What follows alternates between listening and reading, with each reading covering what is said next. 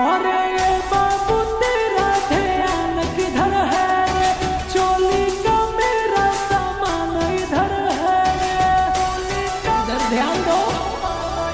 ए बाबू तेरा ध्यान किधर है रे? चोली का मेरा सामान इधर है रे।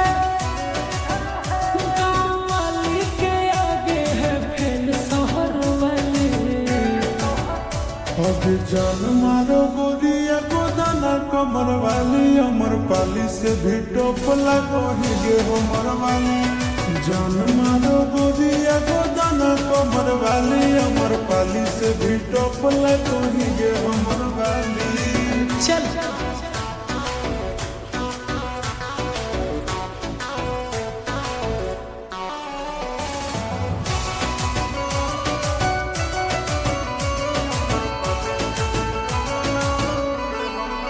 हाँ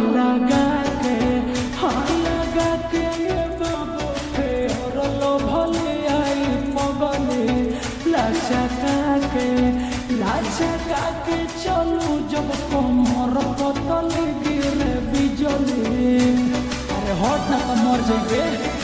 ए जान लंग लंग के सिया कमरिया ले लटक हमर दिल छोड़ी तोरे दिल पयटक।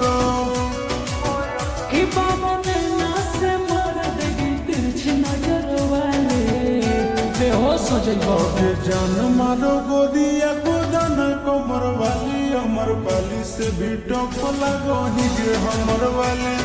जान मारो गोरिया गोदान कमर वाली अमर पाली से भी टोप लगो ही गे हमर वाली।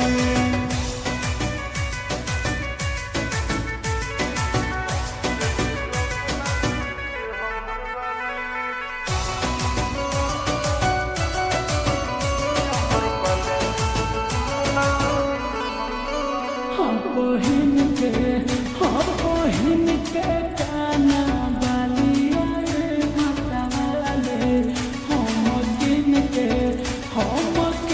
के कमिला लिया ओटा वाले। अरे टेस्ट कर बेस्ट बा।